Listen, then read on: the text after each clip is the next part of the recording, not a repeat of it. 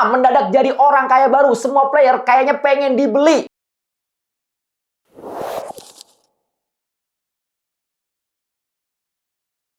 Selamat datang di Wave Update. Yeay! Nah, kemarin Koko udah ngebahas kok tiba-tiba Tottenham bisa borong pemain banyak banget, terus bisa foya-foya beli transfer target kita. 3 of our top transfer targets dibajak semua sama Tottenham. Tapi sebelum itu gue mengingatkan buat semuanya jangan lupa di subscribe dulu, di like dulu. Kita buat supaya 50.000 subscriber United Wave sebelum musim baru dimulai. Please banget, tinggal dikit lagi. Tinggal beda berapa sih? Sekarang 20. Iya, 20.000. 20.000 atau 20? 20.000. Kalau 20 mah suruh orang rumah gua aja Gua teleponin temen gua satu-satu ya. 20.000. Ayo bisa. Let's go, Karena guys. musim depan kita sibuk di UCL dan segala macamnya. Dan kalau kalian subscribe sampai tambah 20.000 lagi sampai 50.000 subscriber, United nanti beli pemain yang kalian inginkan. Bos, Masa gitu ya? nah gini aja. Masa gitu? Koko nanti giveaway jersey. Woi, aman. Yang penting kita ngelempar ke Koko aja. Udah. Semua biar dia yang bersihin. Ya, tapi pembahasan itu udah ada di podcast sebelumnya, Koko yang udah ngebahas. Buat kalian yang bingung ya, kenapa nih kok Tottenham bisa belanja, bisa foya-foya, bisa Gua juga bingung. splurging. Dan itu ya intinya SCR, squad cost ratio, di mana semua tim itu buat ngegantiin PSR. Jadi PSR itu bakal dibuang nantinya, diganti sama SCR, squad cost ratio, di mana semua tim itu bisa mengeluarkan 85% dari total income mereka. Nah, Tottenham itu kan punya stadion baru yang dipakai buat NFL, dipakai buat konser, dipakai buat acara-acara. Walaupun duitnya mereka banyak. nggak main di mana-mana, walaupun UCL-nya bentar, segala macam bentar, tapi Income stadionnya dari yang lain masih banyak gitu. Nah, itu 85% dari itu mereka bisa spend tanpa nge-break PSR rules karena itu. Oke. Dan juga salah satu hal yang kedua kenapa mereka bisa spend banyak kayak gitu karena amortization. Amortization tuh intinya pemain yang lu beli kalau misalnya kontraknya 6 tahun, mereka bisa menggunakan satu opsi di mana pembayarannya itu bakal di breakdown selama 6 tahun, nyicil 6 tahun. Oh, jadi yang dibeli sekarang tapi pembayarannya dibuat jadi 6 tahun. Jadi akhirnya setiap tahunnya tuh kecil, murah. Jadi jangka panjang di situ mainnya. Kemarin gue ngelihat ada artikel bilang setelah beli Tonali dan Fernandes ini, per tahun mereka keluar cuma 37 million pounds. 37, about 40 million pounds. Oh, walah. Which is cheap ya, kalau Iya, misalnya kecil. ngelihat Tonali sama ngelihat Fernandes gitu. Dan kalau kita ngelihat harga yang dikeluarkan secara seluruhnya sebenarnya gede, tapi kalau di breakdown jadi segitu mah kecil jatuhnya. Nah, sementara di sisi lain United nih akhirnya kena imbasnya. Ini nggak cuma City yang ngerusak harga player, tapi Tottenham kayak semua player pengen diambil. Tottenham kayaknya pengen jadi Chelsea baru dah. Ya. Pemainnya jadi banyak banget. Ya benar. Dulu kan Chelsea sempet tuh 2 musim ke belakang, kayak 3 musim kemarin ya, kalau nggak salah 2 musim kemarin yang pemainnya sampai bisa bikin 3 tim gitu. 3 lini, ya. Nah, ini kayaknya Tottenham pengen bikin kayak gituan yang jadi imbas ya United. Jadi nggak punya player untuk dikejar. Dan juga sebuah tim di Premier League yang mereka sekarang kalau mau beli pemain, ngelihat Elliot Anderson bisa dibeli 116 million pound sterling. Jadi orang-orang jadi, oh yaudah kita pasang harga tinggi, orang juga ada duit kok buat beli gitu kan. Nah, dari sisi Manchester United-nya, gimana kita mau compete? Gimana caranya kita mau bersaing dengan tim-tim? Karena Casemiro sempat bilang waktu itu di interview sama Rio Ferdinand, kenapa Liga Inggris itu lebih kompetitif daripada La Liga? Karena semua tim di Inggris punya duit. Intinya itu, semua tim di Inggris punya duit dan bisa beli siapapun. Dan siapapun bisa tiba-tiba menjadi star player. Tahun lalu season kemarin kita lihat tiba-tiba Igor Thiago perform, tiba-tiba Brobbey perform, masuk timnas, tiba-tiba Matheus Fernandes nongol. Jadi kayak memang competition-nya tambah besar lagi dan pemain tambah mahal lagi. Nah, tapi kalau kita dari sisi Manchester United-nya, kita mulai dari ini dulu deh, Sanskui. Lo panik nggak? Gue sejujurnya tuh lumayan panik gue, karena gue kira kalaupun memang Elliot Anderson memang nggak terlalu berekspektasi ya. Kalau bisa dapet ya gue seneng banget. Tapi kalau nggak ya emang harusnya sih nggak bakal dapet juga. Susah juga untuk dikejar, harganya ketinggian. Cuma Matheus Fernandes dapet Tottenham, terus habis itu Tonali dapet Tottenham, gue panik di situ. Kalau yang didapetin salah satunya doang, oke, kita dapet Matheus Fernandes atau kita dapet Tonali masih fine. Nah, dua-duanya ke Tottenham masalahnya yang bikin gue agak, waduh, siapa lagi nih yang bisa diambil? Karena sisa playernya jadi tinggal dikit. Kita jadi balik lagi ke Baleba lagi pembahasannya akhirnya yang masih masuk akal. Walaupun kalau memang menurut gue ya, dengan semua transfer ini, gue tuh agak, kemarin kan Ios sempat bikin konten yang ramai banget di Instagram United Wave. Ini tuh satu pujian dari Ios buat manajemen United, karena akhirnya United nggak gerasa gerusuk buat beli player. Tapi di sisi lain gue ngelihat, ini antara kita yang nggak gerasa gerusuk atau kita yang kecolongan playernya keambil semua. Atau ya kan? Kita yang selama ini terlalu terbiasa dengan Woodward. Oh, jadi kita spending banyak, tiba-tiba ngeliat tetangga sekarang spending banyak, kok kita nggak spending apa-apa ya? Nah, itulah kayaknya gitu. Jadi kayak fans Manchester United juga jadi introspeksi diri sendiri gitu. Ini apakah gue selama ini dimanjakan? Ya kan, terus ngeliat nggak ada here we go ya kan, udah lama. Tapi kalau gue personally, gue nggak panik. Karena nih, Senne Lammens. Iya sih. Cuma dua kata itu yang perlu gue sebutin. Karena Senne Lammens ini adalah contoh terbaik di mana Manchester United membeli pemain yang nggak Premier League proven, nggak Champions League proven, not big team proven lah ya. Dia dari Royal Antwerp dibeli, dan waktu itu saingannya ini Martinez, Emi. Iya, betul. Ya kan? Betul. Dimana pas kita beli Senne Lammens, orang pada dicecer semua. Semua bertanya. Semua bertanya, kenapa nggak Emi Martinez apa segala macam gini? Dan sebenarnya sepele, karena Emi Martinez minta gaji yang terlalu besar. Cuma kita still pull the trigger on Senne Lammens. Itu menurut gua yang ngebikin gua selalu, mungkin ini kali ya, menjadi orang yang lebih dewasa. Jangan gerusa-gerusu, jangan panik, jangan tiba-tiba impulse buying. Lo santai, lo relax, ya udah, plan lo apa? Sekarang udah 3 opsi top 3 transfer target kita hilang. Dan mungkin dari sisi manajemen juga dari awal mereka bisa aja bilang sebenarnya dari awal ini udah hilang. Karena harganya juga udah mahal gitu. Kita juga kita inquire, tapi kalau misalnya harganya nggak semau kita, ya kita nggak bakal mau ambil gitu. Kalau gua sih, ini menurut gua ya, ini akan sangat indah berakhir happy ending kalau kita bisa dapetinnya tuh, kan dibilang dari awal targetnya adalah kita akan dapetin 1 player bintang minimal ya kan.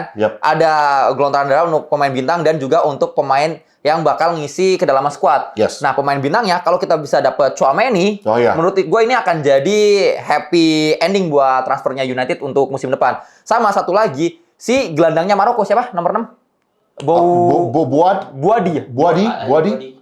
Nah, Ayub Buadi. Kalau kita bisa dapat itu masih muda dan ya walaupun sih kayaknya akan digoreng karena di Piala Dunia dia bagus banget ya. Cuma kalau kita bisa dapat 2 itu, wah itu sih nutup yang kemarin sih menurut gua. Kalau memang ternyata semua ini sedang dipersiapkan untuk kita dapetin Tchouaméni dan juga Buadi. Dan jangan salah ya, buat fans Manchester United, bukan kita nggak ada duit. Menurut gua, Anderson, Tonali, Matheus Fernandes, kayaknya memang bukan player profile yang mereka cari. Karena Sesko, unproven, kita bayar 90-an loh. 85 plus 4 million add-on trade, hampir 90. Dan waktu itu kita ngalahin Newcastle buat bidding war. Tapi kita berani bayar mahal karena dia pemain muda dan player profilnya sesuai dengan yang kita cari. Dan yang kita pengen gitu. Kayaknya emang United ini sekarang buat transfer mau tinggi, tapi emang pemain yang bisa jangka panjang. Dan jangka panjang. Ada resale value-nya dan juga bisa perform di tim gitu. Ya Buadi sih masuk akal kalau emang mau dibayar mahal gitu. Karena ya dia akan sangat panjang harusnya umurnya di United. Dengan Lammens kan juga kayak gitu. Kenapa Lammens yang dipilih? Karena dibandingkan Emi Martinez kan tinggal berapa tahun lagi. Kayaknya nggak sampai 5 tahun lah Emi Martinez mah. Di puncak karirnya kayaknya nanti akan semakin menurun kemampuannya segala macamnya karena usia segala macam. Nah, kenapa si Lammens? Karena kan panjang. Nah, gue sih berharap semoga ada pemain yang bisa kayak transfernya si Lammens lagi gitu di United. Itu menurut gue yang gue tunggu-tunggu sampai sekarang. Itu yang gue tunggu-tunggu sampai sekarang. Pasti ada salah satu pemain yang jujur, gue tanya sama semua konten kreator yang di United United, siapa yang kenal sama Senne Lammens sebelum dia diincar sama scoutnya Manchester United? Nggak ada yang pernah tahu gitu. Gue nonton setelah ada rumor, baru gue nonton highlights-nya. Terus gue ngeliat dia main di Belgium pas friendly sama segala macam. Tapi before that, we don't know any of these players. Dan banyak pemain profesional di dunia ini yang menurut gue nggak ada chance-nya aja dan belum digoreng. Dan kayaknya Manchester United merasa nggak perlu kita spend big buat Matheus Fernandes, buat Tonali, buat Anderson. Kalau misalnya kita bisa beli pemain yang mungkin 11-12 beda sedikit sama pemain yang kita mau, tapi jauh lebih murah harganya. 30 juta, 40 juta. Dan juga sempat ya produser kita, Nico, dia melontarkan pertanyaan ini ke kita. Kalau misalnya kita nggak mau spend big untuk star player, terus kapan kita mau spend big buat star player? Nah, pertanyaannya itu. Ya. Tapi menurut gua, ya itu dari awal, kalau misalnya memang star player-nya itu nggak sesuai dengan apa yang kita mau, nggak sesuai dengan player profile yang kita cari, ya nggak bakal kita ambil. Ya, tapi ya itu tadi nama yang gua sebut Tchouaméni kayaknya sangat masuk akal. Karena dia masih muda kan? Masih muda, 24. Masih 24. Ya, dia jauh. Peak-nya sekarang. Ya, jadi kalau ternyata kita ngeluarin segitu, dibanding kita kemarin ada Tonali kan umurnya lebih tua ya. Lebih tua. Matheus Fernandes juga lebih tua kan kalau nggak salah. Matheus Fernandes masih muda ya? Masih muda dia, 22. Nah, tapi untuk Tonali lebih tua. Nah, kayaknya Tchouaméni itu kalau memang mau gelontorin dana di situ buat star player, karena kita butuh banget pemain yang udah mateng untuk di musim depan. Karena Casemiro kan yang biasa starting udah nggak ada. Terus abis itu kita juga dihajar tiba-tiba cedera dari Ugarte. Walaupun memang banyak orang yang kesel sama Ugarte di United musim kemarin dengan permainannya dia yang angin-anginan, kalau dimasukin malah bikin kita jantungan segala macam. Masih badan, Bre. Itu masih badan, satu badan itu. Iya, makanya.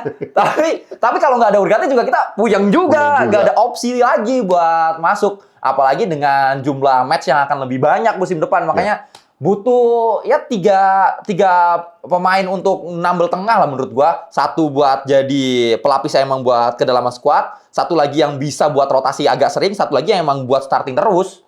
Lo tahu project Manchester United 150 tahun gak sih? Apa tuh? Yang katanya tahun depan, season musim 2007-2028, itu adalah ulang tahunnya Manchester United yang 150 tahun. Oke.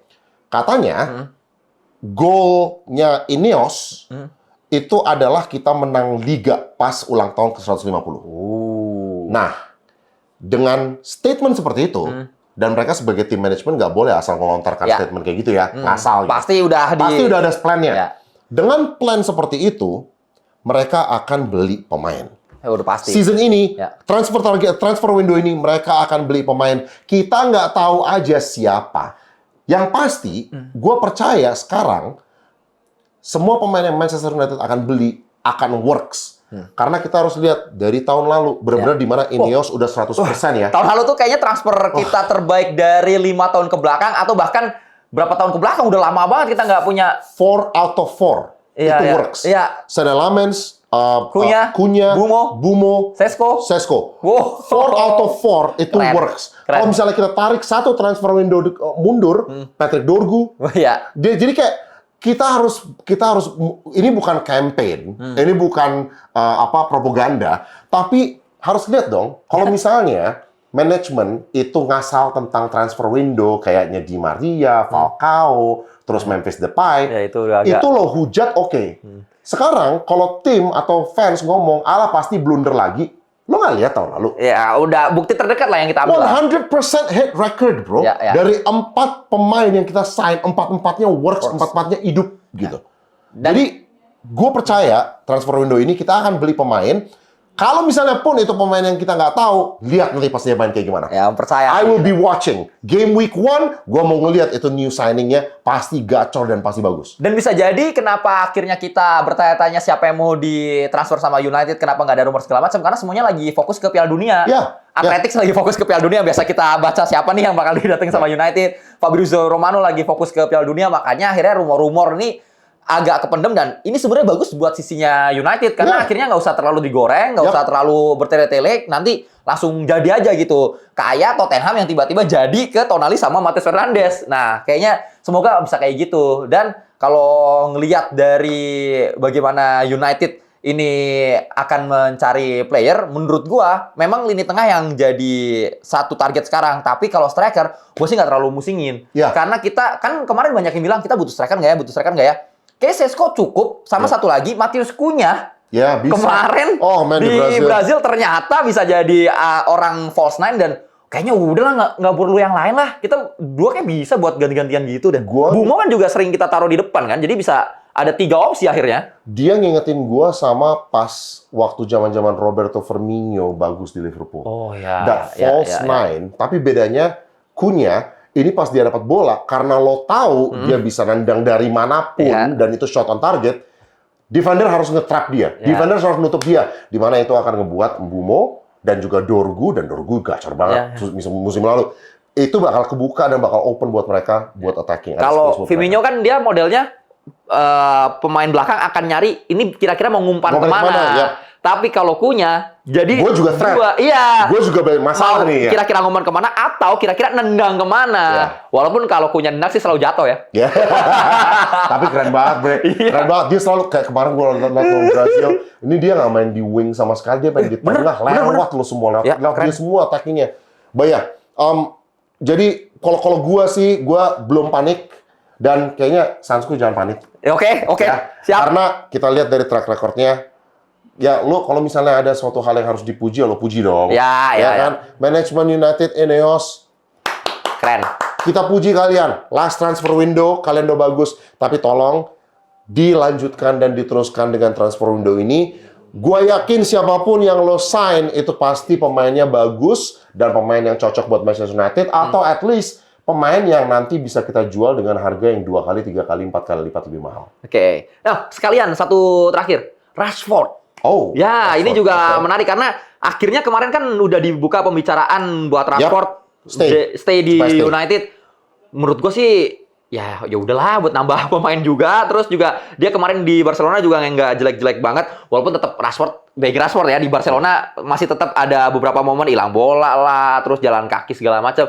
Tapi kayaknya bisa lah di under Carrick. Gue sih masih percaya sama dia. Menurut lu gimana Bang Fred? Gue sih tetap bermasalah sama gajinya dia. Oh ya, kalau gajinya bisa disesuaikan sama yang lain, oke. Karena di locker room, kalau misalnya gajinya dia tetap di 350.000 per minggu, susah ya. Akan ada masalah dengan Kunya dan Mbeumo dan Sesko yang bilang, gua yang tiap minggu main, kenapa lo yang gaji 350? Betul. Dan gitu kan? Mereka lebih impactful ya di atas lapangan. Jauh lebih impactful. Jadi gue sih nggak no problem with him coming back. Gajinya menurut gue still a problem, apalagi untuk kesejahteraan di locker room. Ya. Dan apalagi pemain yang kita bicarakan adalah pemain yang nggak laku dalam tanda kutip di transfer kali ini.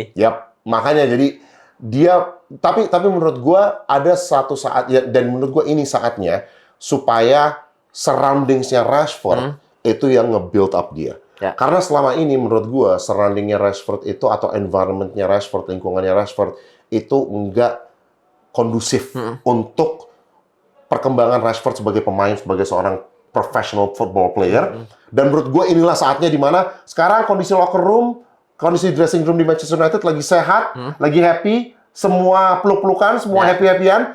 Jadi kayaknya dia boleh buat dirangkul dan buat masuk ke situasi itu. Yang penting jangan toxic. Ya semoga dia nggak jadi virus ya di United yang lingkungannya lagi sehat ini, dan kayaknya Rashford 14 di United juga cocok lah, nggak usah 10 nggak apa-apa. Udah. Okay. Yang penting ya jangan ganti-ganti nomor aja. Udah cukup 10 siapa 9 siapa kita udah tahu. Rashford udah seharusnya 14 aja Dan gue juga sadar Rashford bukan tipe yang toxic. Kayaknya dia kemarin pas Ruben Amorim cabut dan dia tiba-tiba kayak check out sendiri ya. Karena ya dia udah capek gitu. Selama ini, dan dia bilang kan di podcastnya, selama ini kita nggak diganti manajer mulu, nggak tahu arahnya kemana. Gue juga sebagai pemain, gue nggak mau di kondisi itu lagi gitu. Dan dia juga bilang sebenarnya dia nggak pernah mau keluar dari United kan. Waktu ke Barca ini pilihan yang susah, pilihan yang berat buat dia karena dia dari kecil di United dan segala macamnya. Ya makanya semoga tetap bisa jadi andalan dah dari United. Kayaknya itu aja. Bang Fred di podcast kali ini. Sampai jumpa di web update selanjutnya. Jangan lupa subscribe. 20.000 lagi to 50K. Biar 50.000 subscribers sebelum musim baru. Thank you.